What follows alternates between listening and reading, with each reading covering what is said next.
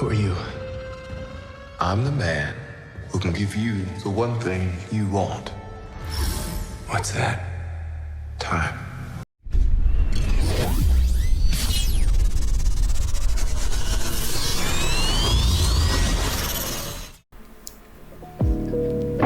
So I watched Ant-Man and the Wasp Quantumania.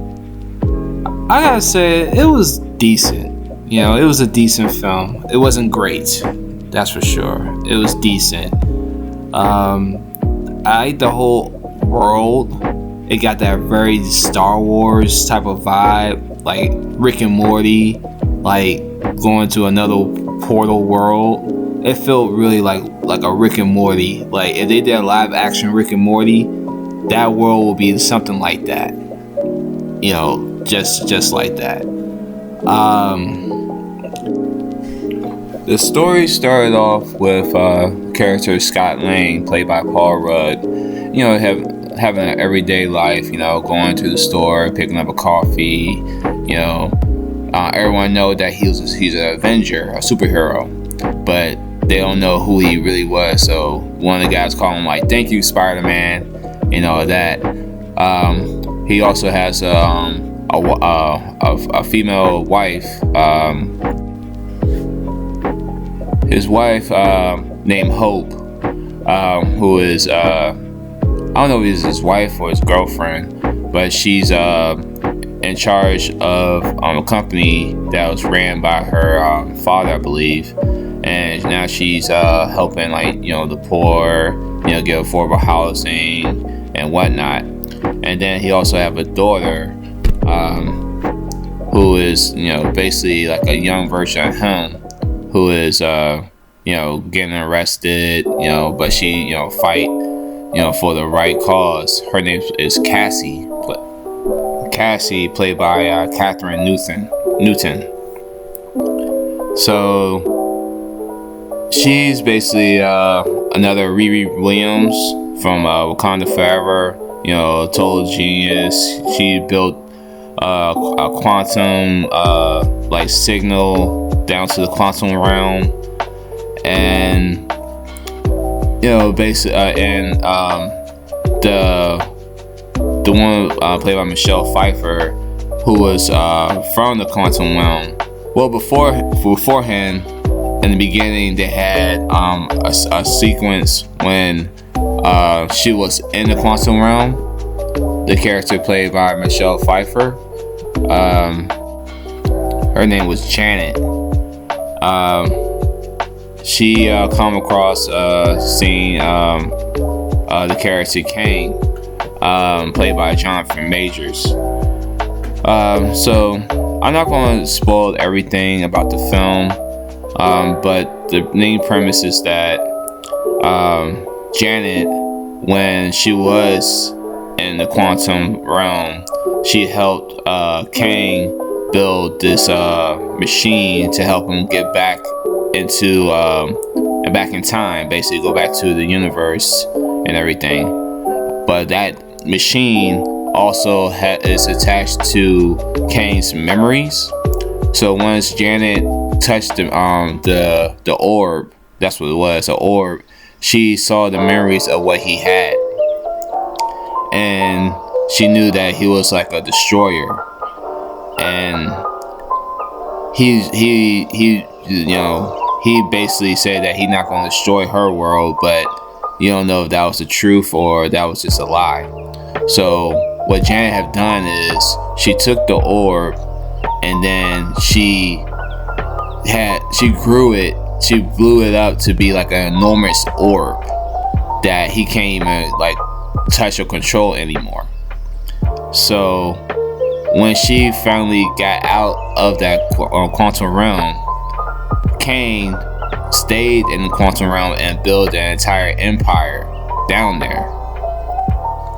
And it's been probably about, you know, ages, you know, because the quantum realm is different between living down there and then living in the actual world.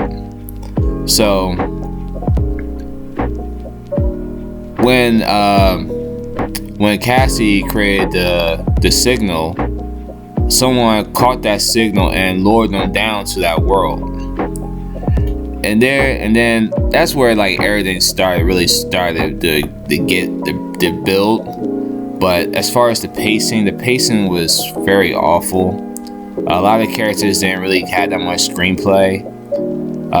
Like you see, like Bill Murray, he only had like one scene, which was really nothing.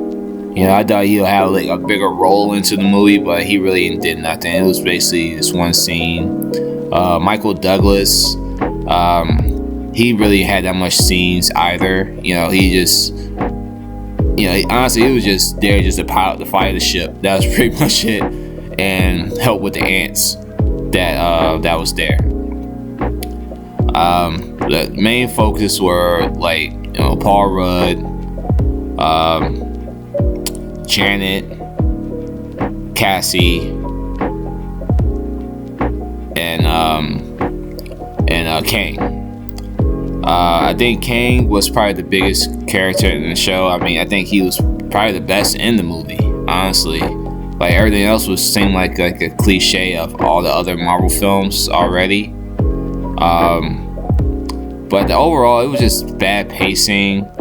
The character Cassie, played by Captain Newton, I believe her acting was just phone like fake. I mean, I never seen any like really emotion with her. It seemed like everything seemed like it was like kind of like a joke to her. Like even when she was like running, like supposed to be like, you know, kind of out of fear and stuff like that, it seemed like she was about to smile or laugh. I don't know. I couldn't take her belief seriously. Like it seemed like it was a fake to her. I did like the side characters, like the supporting characters. Like the female warrior, she's been in a lot of films. I believe she was in a Star Wars series. Her name was The Mandalorian, I think. Who was the female warrior with the spear. I think she played her role pretty good. There was another guy, a person who can read people's minds. I believe he was funny.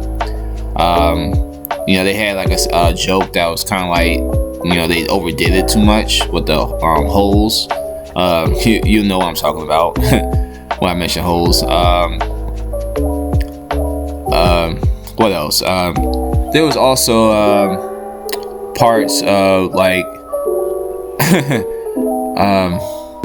kind of like a supporting character. I don't want to say he was a main character. He was a main character in the first film, which was Marduk. I'm not gonna spoil who he actually was, but a lot of people say like his face was just bad, like CG effects. Like, you know, it seemed like the animators who created the CG graphics, they did like a terrible job with him. I think it was okay. I mean, it could be a little bit more detailed, but I don't know if, you know, how they were trying to portray that. But I thought it was just funny to me. To be honest with you, I thought that was funny. But you know, he had his role. I'm not gonna spoil like as far as like what he done in the film, but you know, he had a few scenes. But overall, I believe Kang was the character that really took the show. I think he was pretty good, as well as Paul Rudd. Paul Rudd had some scenes that was pretty corny, but you know, I think he did a good job as far as role. The character played the wasp. I believe she was good too, but she was, you know, she's more like kind of like just like kind of like a female warrior, you can say. Part of it, like people say, like movies are woke these days. I can say some of it was pretty woke. You know, you always see like, you know, a female like trying to get out of like, you know, handcuffs, or you know, getting moved towards like a prison cell. They always like they'll either attack the guards or shoot them or something like that. I noticed that with all the females. That's one thing I noticed. But I think it was a decent movie.